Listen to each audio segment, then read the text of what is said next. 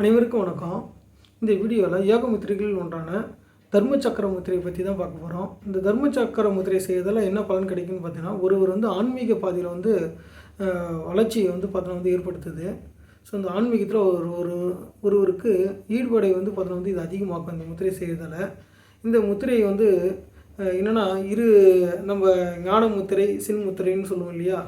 So அந்த முத்திரை அதாவதுன்னா பெருவிரலையும் ஆள்காட்டி விரலையும் இணைத்து ஒரு வளையம் போல் உருவாகும். இரு கைகளிலும் உருவாகும். ஸோ இதில் இடது கை பார்த்தோன்னா நெஞ்சுக்கு அதாவதுனா நம்ம நெஞ்சை பார்த்த மாதிரி இதயத்தை பார்த்த மாதிரி இருக்கணும்.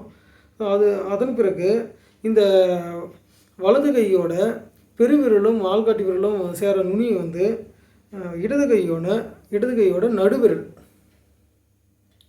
ஸோ இது என்னென்னா வெளிப்புறமாக பார்த்துருக்கணும். வலது கையோட உள்ளங்கை வெளிப்புறமாக பார்த்துருக்கணுன்றதால இதுதான் வலது கை. ஸோ இது வெளிப்புறமாக பார்த்துருக்கணும். ஸோ அப்போ இதை மாதிரி திருப்பி நம்ம இந்த பெருவிரலும் ஆள்காட்டி விரலும் சந்திக்கும் இந்த இடத்துல இப்படி இணைக்கணும். ஸோ இது மனிதன் இந்த சக்கரங்கள் பார்த்தீங்கன்னா இரண்டு இதுவும் ஒரு வளைய அமைப்பு உருவாகிருக்கும். சக்கரமோட ஒரு அமைப்பு உருவாகிருக்கும். ஸோ இது பார்த்தீங்கன்னா மனிதன் ஒரு பிறவியிலிருந்து அந்த மறுபிறவிக்கு செல்லக்கூடியதை பார்த்தோன்னா இது உணர்த்தும் இது. ஸோ இந்த முத்திரை செய்கிறதுல ஒருவர் ஆன்மீகத்தில் ஈடுபாடு அதிகமாக்க இந்த யோக முத்திரை செய்யலாம்.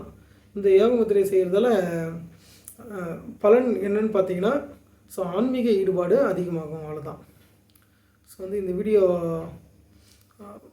பார்க்குற நேயர்கள் இந்த முத்திரையை செய்து ஆன்மீக வளர்ச்சி பெறுமாறு வேண்டி இந்த வீடியோ முடிச்சிங்கன்னா நன்றி, வணக்கம்.